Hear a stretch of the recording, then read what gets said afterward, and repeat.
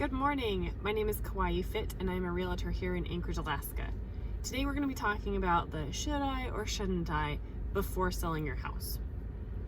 When you want to sell your house, you're ready. You want to put it on the market. You want it to be in its best tip-top shape, right? You want it to, the first impressions to just be unbeatable. You want people to see your property and you don't want them to even think about looking at another property.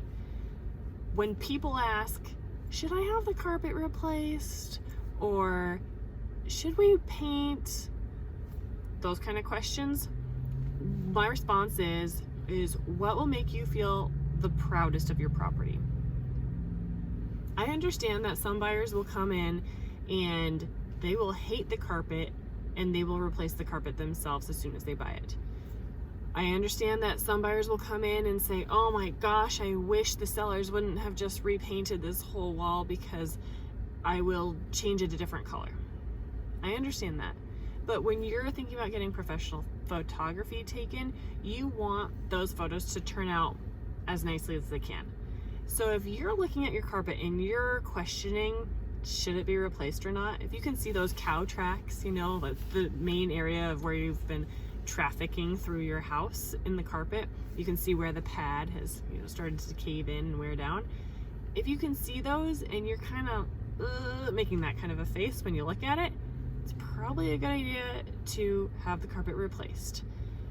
There is the idea that you can allow for some kind of carpet allowance or something like that.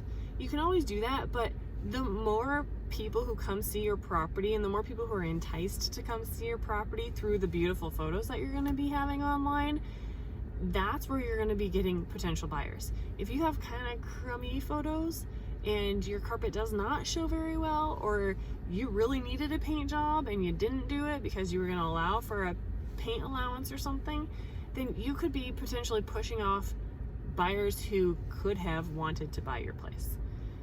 So I tell the sellers whatever makes them feel most proud, but I also highly recommend making the property look as nice as possible. So if you do have to replace carpet, sometimes you don't have to replace carpet. Sometimes you can just get it stretched out, for example.